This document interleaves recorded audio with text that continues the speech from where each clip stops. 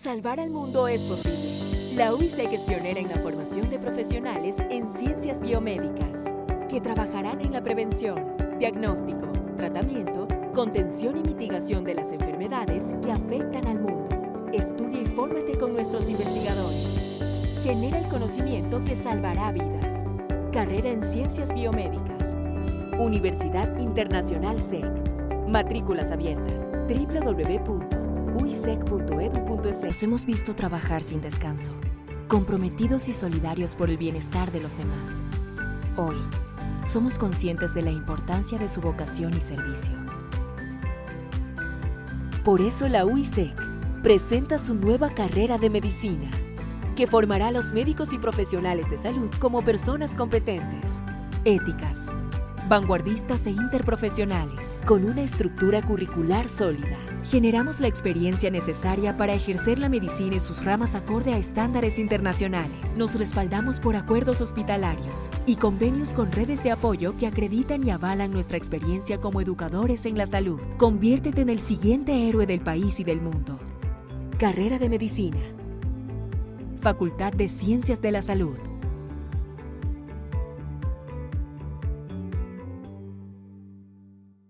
En la UISEC formamos a los profesionales que ayudarán a las personas a sonreír.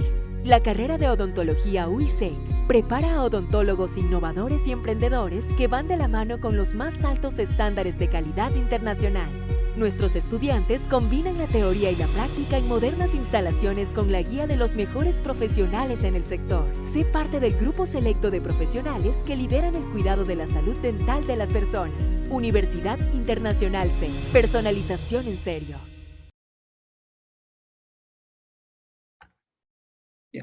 El tema que les voy a dar hoy o les voy a compartir es sobre la determinación del gen KRAS en la determinación que es muy importante en el cáncer de colon rectal, ¿sí? Ya. Antes de todo, tenemos que saber, para saber qué es el gen KRAS y cuál es su función y cuál es su objetivo dentro de su determinación, dentro del cáncer colon rectal, voy a darles unas pequeñas generalidades del cáncer primero, del colon rectal, ¿sí? En la pantalla, en la imagen que podemos ver un corte transversal del intestino, donde podemos ver las diferentes capas del colon. La principal capa, la mucosa, en donde se va a afectar, verse afectada primeramente esta capa dentro de un cáncer. En las primeras etapas está el epitelio, el tejido conectivo, la capa muscular, y después de esto, ya cuando se encuentra ya afectados los ganglios y lo que es ya en la circulación para poder infectar al resto de órganos, vamos a encontrar que son ya cuando se ve afectado en las capas musculares, la serosa y la subserosa, ¿sí? Ya. En la imagen que vemos en la parte de acá, en la parte derecha, podemos ver el intestino cómo se ve normalmente, todo con su colon ascendente, el colon transverso y el colon descendente, y el recto, ¿sí? Normalmente cuando se encuentra alguna afección o alguna alteración, el cuerpo envía señales que necesita reparación o cualquier señal que envía para que se pueda nuevamente reproducir o regenerar este tejido. Entonces las células comienzan a regenerarse. Entonces cuando se encuentra normalmente comienza a multiplicar estas células normalmente, pero cuando existe una alteración dentro de estas células, dentro de estos genes que envían la información a la división, vemos que comienza a multiplicarse de una forma alterada, de una forma formando un crecimiento desordenado de las células, dando como objeto, voy a poner esto primero, perdón.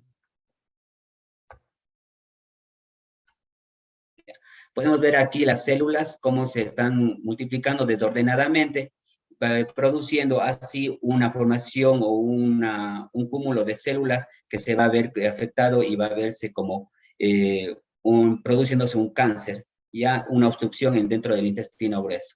En la última imagen podemos ver cada uno de los estadios de este cáncer, cómo se va formando, desde una etapa 0 hasta una etapa 5, en la cual en la 0 se encuentra un tejido normal, y en la etapa 5 o estadio 5 podemos ver dónde se encuentra con infiltración a los diferentes tejidos, diferentes órganos. El cáncer colorectal ha ido incrementando la mortalidad en los últimos años. Como se puede ver en la imagen, se encuentra ubicado en el tercer lugar de los cánceres en forma general, iniciado por lo que es el cáncer del pulmón, el cáncer de mama y seguido, como les dije, el cáncer colorectal. Si hablamos dentro de lo que son géneros, vemos que asimismo ocupa el tercer lugar dentro de lo que son cánceres o la neoplasia maligna dentro de los hombres. Comenzando por lo que es el pulmón, lo que es la próstata y el colorectal, cáncer colorectal. En el caso de las mujeres, queda en segundo lugar, creo que solamente ganado por lo que es el cáncer de mama. Lo que es geográficamente, podemos ver que el cáncer colorectal tiene mayor incidencia en lo que es en Norteamérica y lo que es el antiguo continente. Las causas del cáncer colorectal son especialmente son lo que es en la edad, cuando son superiores a los 50 años, ya se tiene que ir periódicamente a examinar o hacerse una endoscopia o colonoscopia para estar seguro de que no se encuentra con probabilidad de que se encuentre algún cuerpo extraño. Saben muy bien que si es que nosotros hacemos de una forma anticipada al cáncer o tenemos ciertos genes que vamos a ir viendo que nos pueden ayudar a dar un pronóstico de que si podemos o no tener una alteración dentro de para poder que nos dé el cáncer colorectal, entonces podemos ganarle al cáncer y tener una vida mejor si es que tenemos el cáncer. Ya. Otra es la dieta.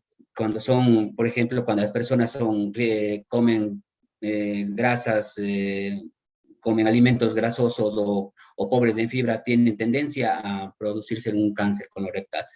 Otra, dentro de lo que es la genética, podemos ver que a partir tienen una predisposición genética o también lo que es en un historial médico cuando han tenido varias veces pólipos o úlceras cancerosas en los últimos años.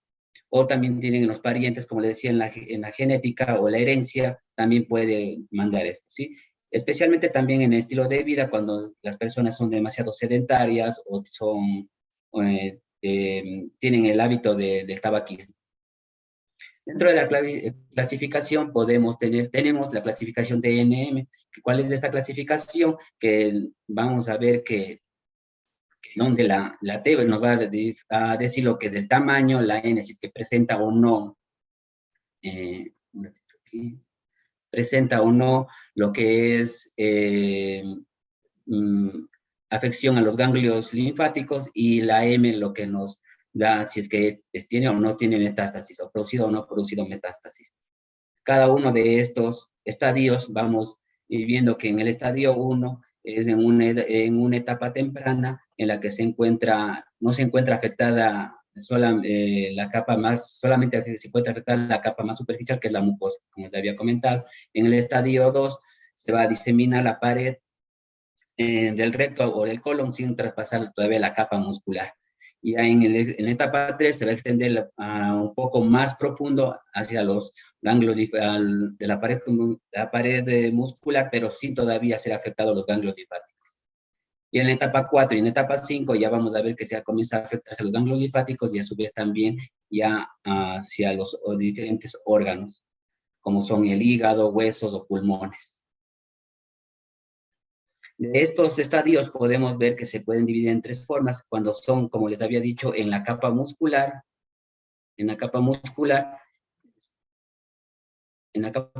como se puede ver aquí, en un crecimiento local, donde todavía se puede hacer con cirugía, por ejemplo, la resección de y no poder hacer que se avance este tipo de cáncer. La diseminación linfática, cuando ya, como les dije de pronto, había ya ingresado a los ganglios linfáticos, y la diseminación hematógena cuando ya ingresan los diferentes órganos.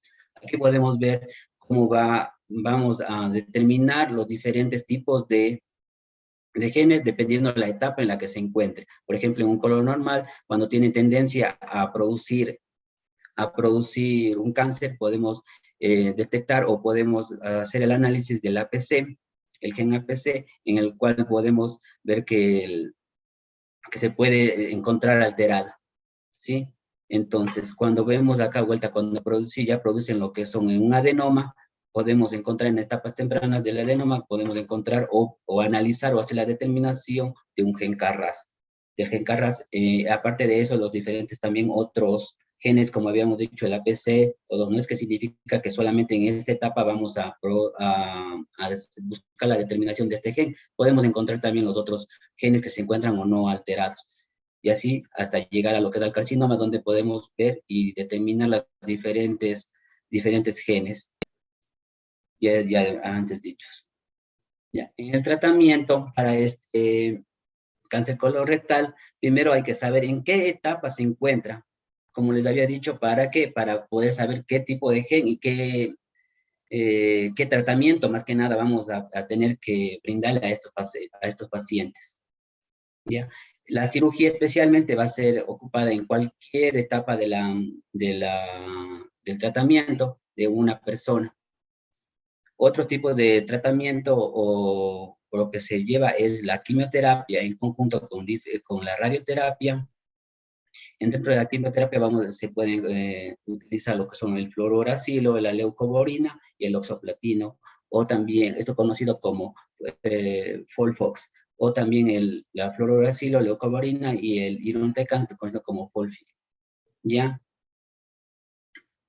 También encontramos que últimamente se ha utilizado la inmunoterapia, esto nos referimos a lo que son los anticuerpos, especialmente los anticuerpos monoclonales, en lo que nos referimos a una terapia dirigida o una terapia personalizada de cada paciente. A esto, ¿por qué nos decimos personalizada? Porque vamos a depender si es que este paciente se encuentra o no mutado o no mutado diferentes tipos de genes que vamos a buscar. En este caso, que voy a decirles o voy a comentarles desde el gen Carras.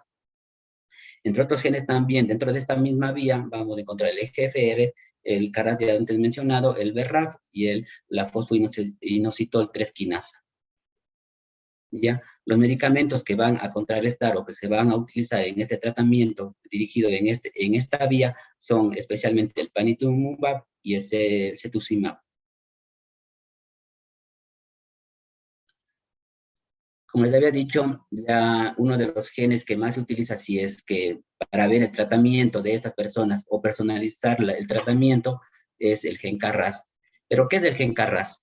Es un protoncogen que si es que, ¿y qué es un protoncogen primeramente? El protoncogen va, como había dicho mis compañeros en ponencias anteriores, van a ser los que dirijan o controlen ciertas funciones como son proliferación, división celular, apoptosis, cualquier tipo de estas funciones, sí, funciones, ¿ya? Pero ¿qué pasa cuando se encuentra esta alterada? Esto si se encuentra alterada, se denomina como oncogen. Entonces, el protoncogen va a ser, va a sintetizar una proteína GTP-asa que va a tener el mismo nombre, es decir, el Carras. ¿Ya?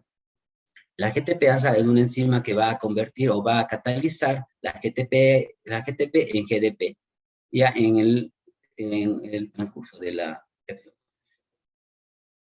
Ya. La proteína Carras va a ser uno de los componentes de la red de señalización cascada abajo del EGFR.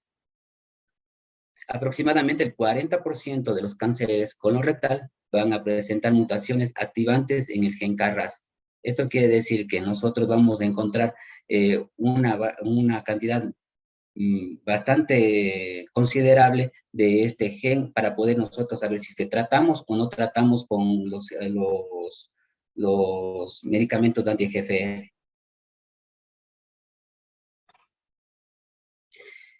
Ahora, bueno, el gen Carras se encuentra ubicado en el cromosoma 12. En el cromosoma 12 formado por diferentes exones. Los exones principales que vamos nosotros a nombrarles o vamos a mencionar son el exoma 2, el exón 2, el exón 3 y el exón 4 del gen Carras. ¿Ya? Aquí nosotros podemos ver la secuencia específica del gen Carras, solamente de los codones del exón 2. Del exón 2 vamos a encontrar esta secuencia.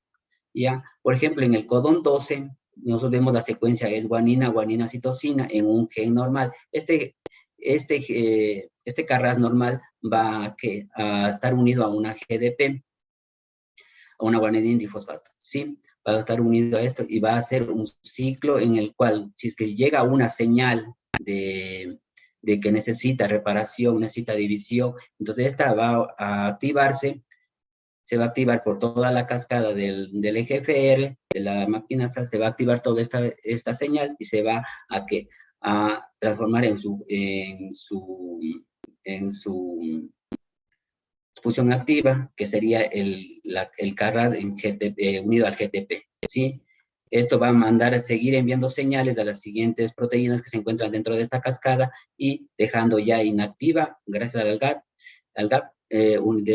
inactivada al Carras, ¿sí? Ya, eso en una célula normal. Pero ¿qué pasa cuando el gen Carras se encuentra mutado? Es decir, por ejemplo, en un cambio de cualquiera de estos 3 nucleótidos, entonces en este caso el cambio del nucleótido es de una guanina por una timina, dándonos la traducción de lugar de ser una glicina en una valina. ¿Sí? Entonces, esto se encuentra mutado y nosotros vamos a ver que el gen Carras va a activar, se quedará en forma activa, ya no va a regresar a la forma inactiva del GDP, sino va a quedar en su forma activa como Carras GTP. Entonces va a quedar, es como si hiciéramos un ejemplo, si es que estuviésemos en un auto, nosotros queremos dirigirnos a cualquier sitio, y tomamos el auto y comenzamos a acelerar. ¿Por qué? Porque necesitamos llegar a ese sitio, ¿verdad? Entonces, pero ¿qué pasa si es que yo mantengo acelerado el acelerador? No voy a detenerme nunca, ¿verdad? Entonces, eso pasa cuando se encuentra mutado el gen Carras. Ya, esta mutación sería entonces se denomina como G12B, que significa que ha sido, en el codón 12, ha sido cambiado una guanina por una valina. Perdón, una glicina por una valina. Esto se da por diferentes vías, las cuales la primera va a incrementar la afinidad. Esto solamente va a encontrarse en el exón número 2, en los codones 12 y 13. Ya, y esto es lo que se investigaba o se hacía en los primeros tiempos cuando se determinaba el gen Carras, pero después se fue viendo, y como vamos a ver más tarde, que se necesitaba investigar o determinar más genes, y era gracias a que también no era solamente debido a que se incrementaba la afinidad por el GTP y quedara activo, sino otra forma para que quede activo era que se evitaba o se cancelaba la función autocatalítica de la GTP-ASA. ¿Para qué? Para que regrese a su forma de GDP. Aquí en esta imagen podemos ver cómo es un Carras en una forma normal.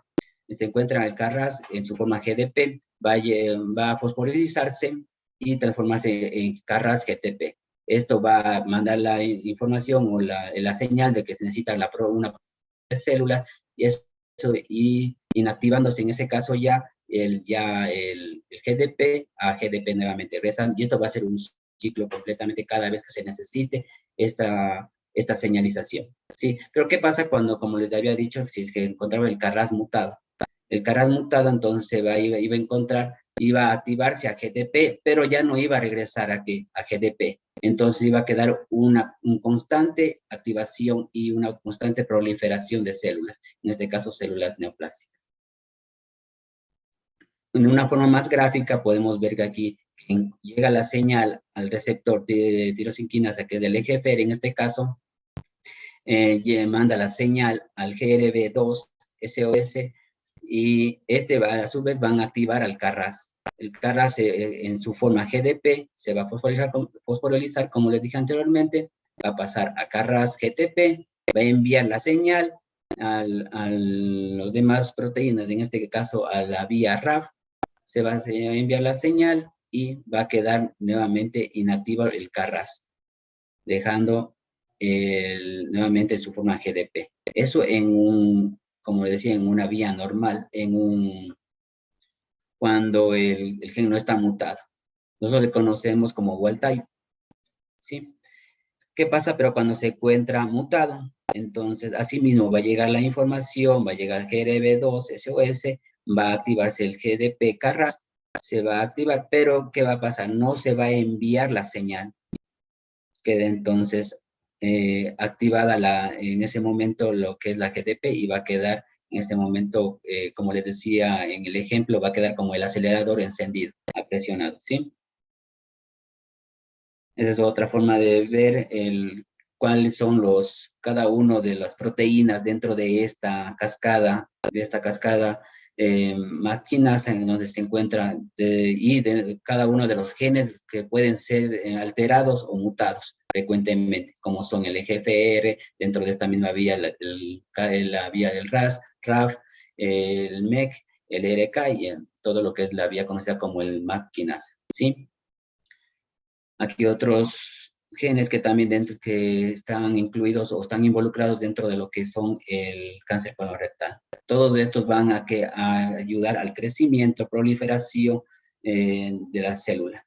Dando así mismo, como les había dicho, vamos a ver también cada uno de las vías del EGFR, en donde se encuentra como les había dicho, cada uno de estos genes se encuentran mutados o se pueden encontrar mutados.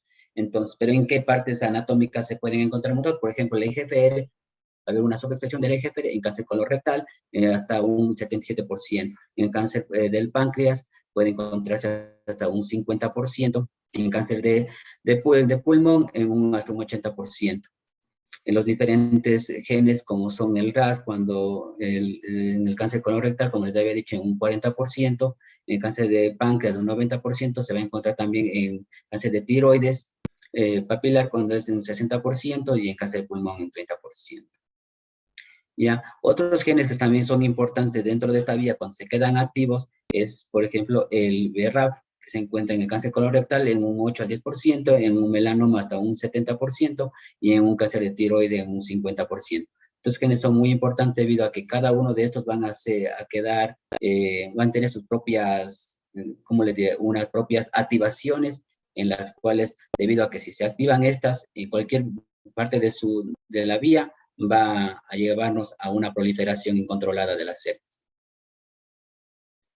Los resultados de las diferentes mutaciones ocurridas en esta vía, si es que no se controla o llega a estar mutadas estas vías y, como les había dicho, se comienzan a multiplicar incontroladamente o queda activado, puesto en on la activación de estas vías, vamos a llevar a que va a inactivarse las señales de apoptosis, va a conllevar a lo que es una invasión a los diferentes órganos, llevando a una metástasis,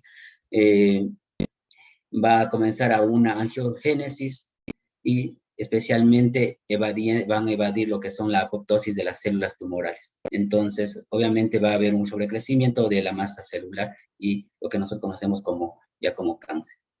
¿Ya? Actualmente en investigaciones de las terapias blanco del cáncer colorectal metastásico se dirige hacia un desarrollo de nuevos agentes que vayan a inhibir la angiogénesis y que también vayan a evitar la resistencia de las terapias con anticuerpos monoclonales. Entre los fármacos anti-EGFR, tenemos que la administración de fármacos biológicos anti-EGFR está solo indicado y dirigido a pacientes adultos con carcinoma colorectal, ¿ya? Cuando son Carras no mutados. ¿Esto por qué? Porque como podemos ver, si es la función de los anticuerpos monoclonales van a ubicarse o van a inhibir en los receptores tirosinquinasas del EGFR. Si es que inhiben esto, ya no van a producir o no van a enviar la señal a las diferentes proteínas que se encuentran dentro de esta cascada. ¿Qué pasa si es que ya no se envían la señal a las diferentes cascadas? Obviamente ya no va a haber ninguna proliferación de estas células malignas. Si es que ya no hay proliferación de estas células malignas, ya no va a haber este crecimiento desordenado de esta masa celular en cualquiera de las vías, ¿sí? Estos fármacos son el cetuximab y el panitumumab, ¿ya? Pero ¿qué pasa si es que se encuentra alguna de estas proteínas alteradas o mutadas. Entonces nosotros vamos a ver que se va a encontrar en una posición, como le dije de pronto, en encendido, es decir, van a encontrarse en su forma activa. En este caso, como estábamos hablando del CARRAS, van a encontrar todas las vías dentro del RAS, van a quedar activas y ya llevando la proliferación. Aún así que se encuentren los fármacos anti-GFR unidos a los receptores y bloqueando esta señal.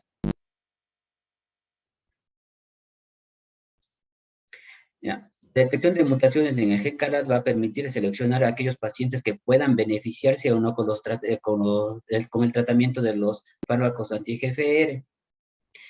Ya, estos fármacos, como les había comentado, son el cetuximab y el panitumumab, ya especialmente. Hablando un poco de cronología, vamos a hablar cómo ha ido avanzando lo que es la terapia. Los rasgos más importantes son cuando ya comenzó a ingresar dentro de lo que es la quimioterapia, el irinotecan, como un nuevo citostático para la eficacia de la enfermedad de cáncer colorectal avanzado. Ya. A fines, más o menos en el 2005, vemos que se incluye lo que es dentro de la terapia, el bevacizumab, que va a inhibir o va a atacar directamente a lo que es a la proliferación o a la unión del receptor de los receptores vasculares. Aquí también vemos que se incluye directamente ya dentro de un protocolo, ya lo que es el cetuximab y el panitumumab dentro del tratamiento del colorectal avanzado.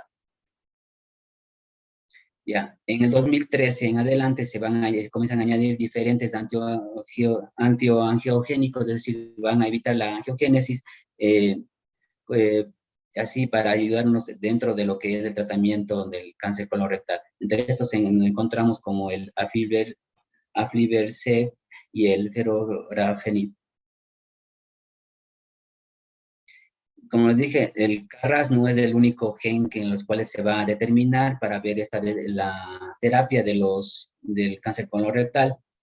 ¿Por qué? Porque se vio que después de estos hay ciertos pacientes en los que estaban como CARRAS wild type, se les administraba estos anti-GFRs, tratamiento anti-GFR, pero no respondían al tratamiento. Entonces, esto se conllevó a investigar más y entonces se encontró que se podía determinar diferentes otros genes, como en este caso el NRAS o el BRAF. Los avances en el tratamiento sistémico han conseguido de una manera general una mejoría en la sobrevida global. Esto debido a que se fueron mezclando o combinando diferentes tratamientos. Como se puede ver al inicio, había solamente tratamientos solamente con quimioterapéuticos y radioterapia. ¿Ya? Pero cuando se comenzó a unir el tratamiento, a combinar tratamientos con anticuerpos monoclonales, se vio que la sobrevida de estos pacientes se duplicaba.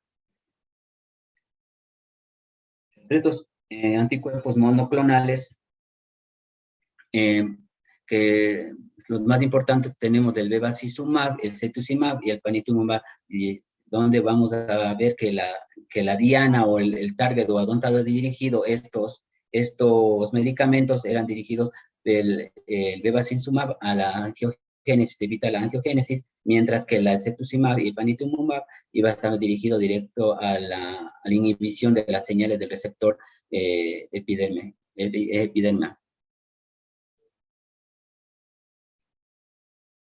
Las mutaciones sin respuesta al anti-GFR se encontraban, es decir, como les había comentado, al inicio se comenzó solamente a tratar a las personas que se encontraban con las mutaciones del exón 2. Pero ¿qué pasaba con los que se encontraban como wild-type y no respondían? Entonces en eso se comenzó a investigar en los exones del mismo CARRAS, en el exón tanto 3 como en el 4, encontrándose que debido a estas mutaciones pero en un porcentaje muy bajo, se encontraba mutados de estos exones o en estas posiciones para evitando asimismo la respuesta a los anti-GFRs. Dentro del gen CARRAS, como les dije, se encuentra por lo general en el 48%, en el exón 2, en los codones 12 y 3, pero en el exón 3 y 4 podemos ver que también existen otras mutaciones, pero en un menor porcentaje, que es de un 5%. En otro gen, que es del NRAS, que se encuentra en el cromosoma 1, podemos ver que se encuentra también mutado el 6%, y asimismo en la posición 600 del gen BRAF, vemos que también encontramos que tiene una mutación de un 8%. Todos estos van a inhibir o van a ser predictivos para la terapia con anti-EGFR. Dentro de lo que son estadísticas, podemos ver que dependiendo la ubicación en donde se encuentre el cáncer, podemos ver que el 32.6% se encuentra en el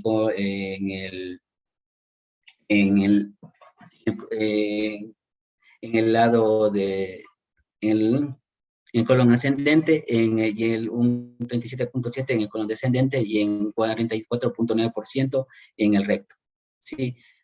Asimismo, podemos ver que en ciertos estudios se han visto que hay doble mutación en el cual, pero no una doble mutación tanto en el KRAS como en el PI3K, con un 7%. Y asimismo en un 2.6%, una mutación en el BRAF como en el fosfoinositol 3 quinasa.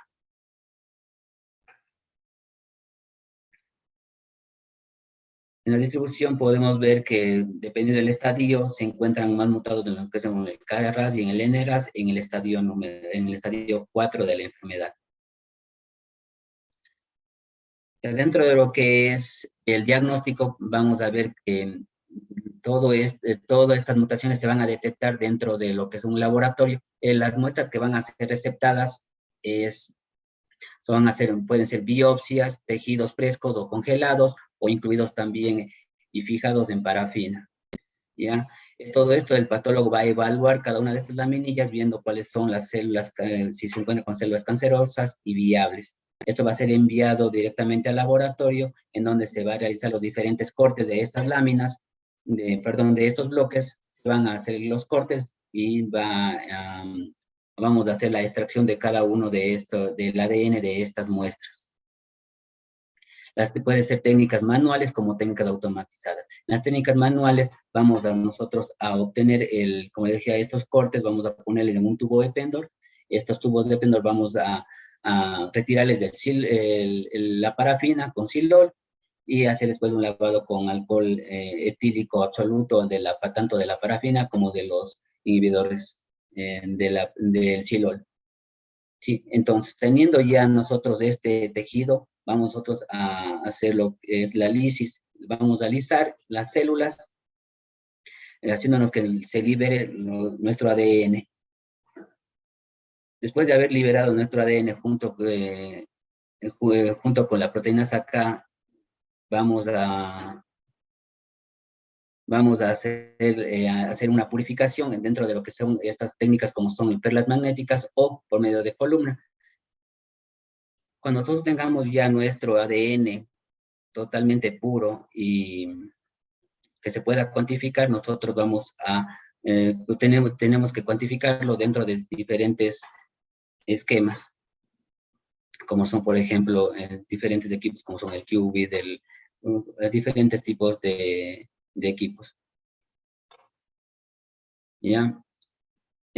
Necesitamos nosotros una concentración mínima de 0.2 nanogramos por microlitro para ser cuantificable y para que sea analizable dentro de nuestras técnicas de detección, como son una PCR convencional, un tiempo real o secuenciamiento. Hay otras técnicas también que dentro del mercado que se pueden obtener o se pueden realizar.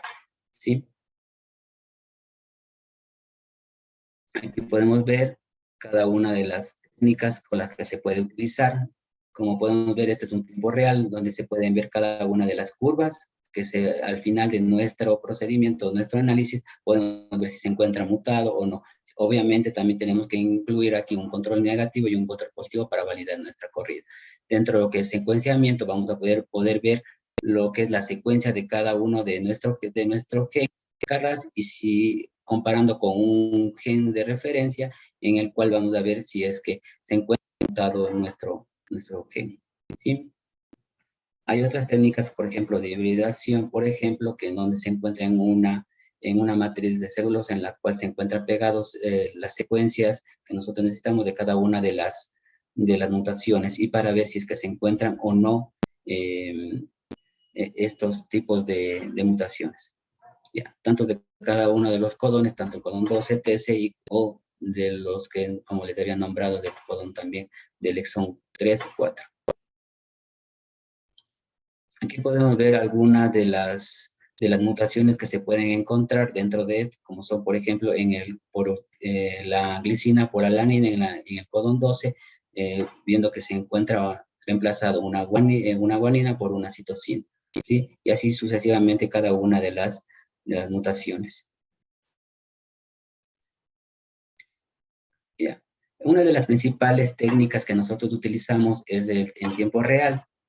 Ya, el tiempo real, sabemos muy bien, como les habíamos dicho, es una de las técnicas esenciales debido a que se encuentran ya estandarizados diferentes tipos de mutaciones, y sabemos muy bien que dependiendo la estadística podemos ver que el gen CARRAS, las mutaciones del CARRAS se encuentran ya especificadas, cuáles son las de mayor índice o mayor probabilidad que se pueden encontrar. Entonces se han producido primers específicos para cada una de estas mutaciones.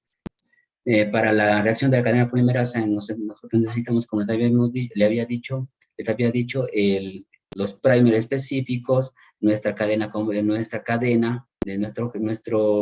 muestra, los DNTPs, el cloruro de magnesio, y especialmente si es una RT, un tiempo real, vamos a necesitar lo que son sondas, que van a ser estas las que van a excitarse dentro del equipo, nuestro termociclador, para ser observadas dentro de una base de bioinformática y ser visualizada en nuestro monitor, cada una si es que se encuentran o no mutadas. Las etapas de la PCR dentro de lo que se produce dentro del tiempo real o de nuestro termociclador es la desnaturalización, que va a ser en 95 a 96 grados, el annealing puede ser desde 50 a 68 grados, y la elongación a 72 grados. Todo esto se va a producir en diferentes tipos de ciclos. Esto va a depender esto va a depender de las concentraciones que nosotros hayamos colocado dentro de nuestra master mix, ¿sí? Esto va a ser exponencial, es decir, nosotros de una copia vamos a tener miles de copias, como podemos ver. Ya, dentro de lo que son la frecuencia de cada una de las mutaciones, lo que es dentro de la bibliografía y dentro de lo que se ha ido viendo, se ha investigado, la G12D, es decir, la mutación que pasó de una glicina a un ácido aspartico en el codón 12, es la que más se ha presentado dentro de un gen de la mutación del gen CARRAS, seguido por una G12B, una G12S, y así sucesivamente, dentro de lo que es el codón 2. El codón 13 vemos que es la G13D. Comparando con los resultados que se han hecho aquí en Cuenca, en el Instituto del Cáncer Solca, vemos que se aproxima o es muy similar las mutaciones dentro, como les había comentado, por ejemplo, la principal, la G12D, en un 39%, el G12B en 19%, y asimismo en la mutación en el codón 13 en un 21.7%. Asimismo vemos que el caso de mutados es un 40% del total de todos los pacientes desde el año 2011 hasta el 2019. Dentro de lo que es del exón 12, del exón 2, perdón, dentro del codón 12 y 13, vemos que la mutación G13D no va a conferir resistencia a los anti-GFR, también van a presentarse de un 8 al 20% a relación con un beneficio del tratamiento de anti-EGFR, como en este caso el cetuximab. ¿Ya? Las mutaciones en el exón 2 van a tener una afinidad del GTPC, como les había explicado anteriormente. ¿Ya? El G2CD y el G3CD se presentan especialmente con inestabilidad microsatelital. ¿Ya? Hay un medicamento que se está probando como el sotorasib, que va a inhibir siempre y cuando la mutación sea la G12C. Como vimos, el porcentaje de esta G12C es muy baja, entonces es muy bajo el uso de este tratamiento. El G12B se asocia con un pronóstico más adverso de la enfermedad en relación con otras mutaciones, es decir, va a tener una sobrevida mucho menor las personas que tengan esta mutación. Dentro del exón 3, tenemos lo que son las mutaciones de los codones 61, 117 y 146. Estas van a tener una inactivación en la función catalítica de la GTPase. Los pacientes tratados con quimioterapia y panitumumab van a tener una sobrevida global y una sobrevida libre de progresión inferior al contraste con pacientes que tengan KRAS wild type. Yeah. Otras mutaciones u otros genes que se van a analizar, como les había comentado, dentro de que es muy importante dentro del tratamiento del cáncer colorectal, es el BRAF, ya que aproximadamente va a encontrarse mutado en un 15%, siendo la principal mutación el B600E. Esta mutación va a llevar a un mal pronóstico y va a ser asociado a una inestabilidad microsatelital. ¿Qué significa? Que si nosotros determinamos que se encuentra el BRAF mutado y aparte de eso se encuentra con una inestabilidad microsatelital, se va a encontrar en un paciente en un mal pronóstico.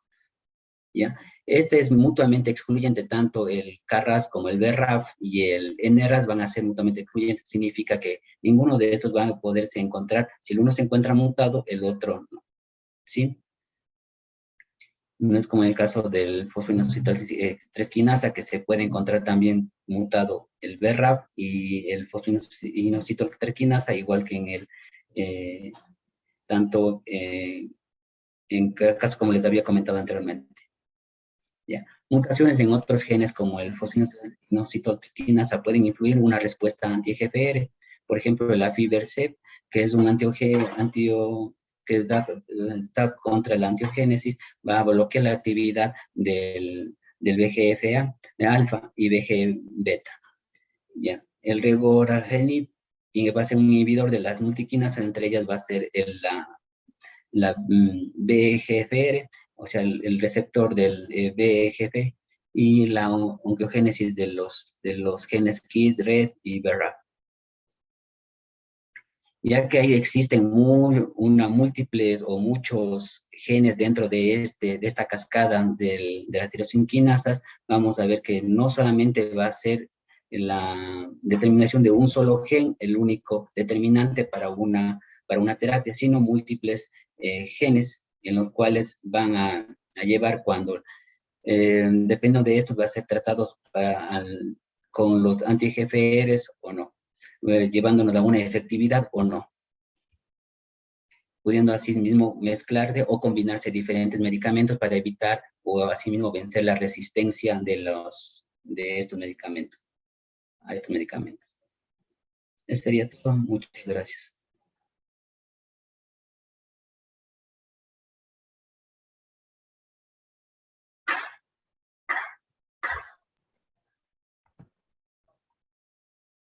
Magíster, muchísimas gracias por su participación. Queremos agradecerle por esa magnífica ponencia y quedamos a la expectativa de las preguntas que puedan desarrollar los participantes en torno a su excelente ponencia. Muchísimas gracias, Magíster.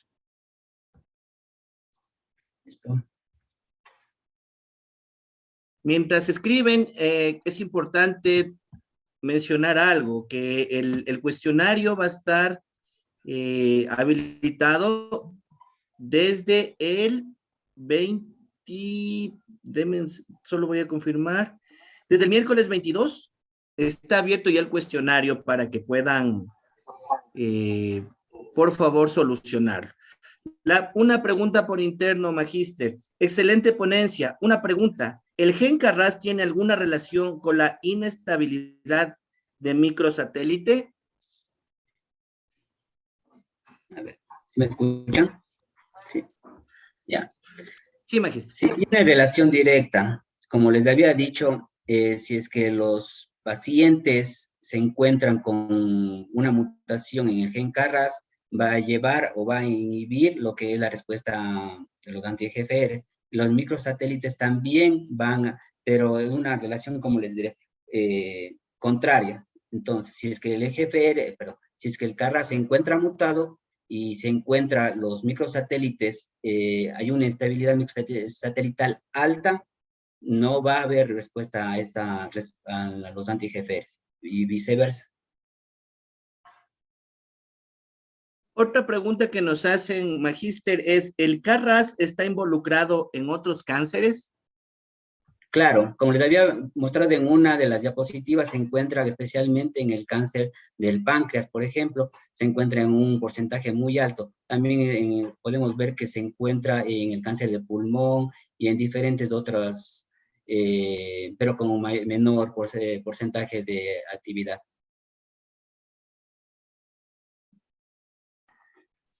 Dice, estimado magíster, mi pregunta es si el Carras es un marcador de célula troncal. No, dentro de esto no se encuentra como dentro de una mutación de células troncales. Muchísimas gracias, magíster, por su ponencia, al igual que la doctora.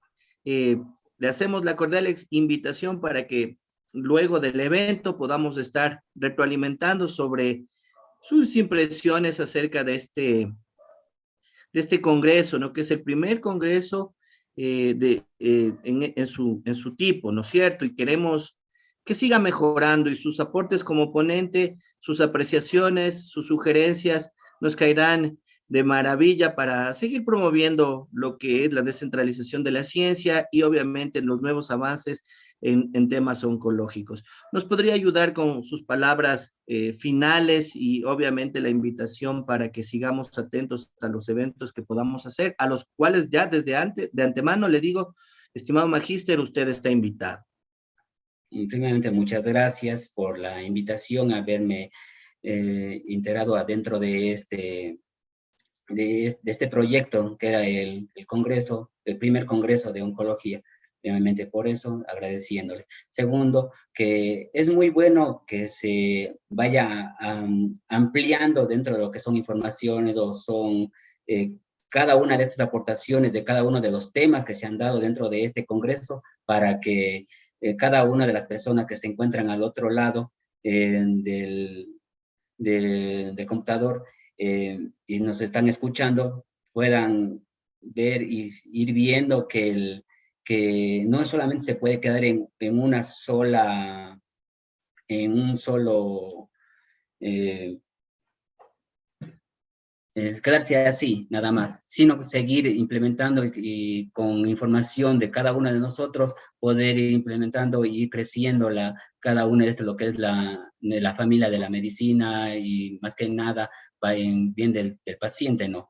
Porque cada una de esto lo que nos ha importado o lo que nos importa es el beneficio del paciente, ya que cada una de esta información va a ir acoplándose a cada uno de los profesionales y ellos van a ir haciéndose dueños de cada una de la información obtenida. ¿Para qué? Para el fin del paciente y ir al bien de ellos.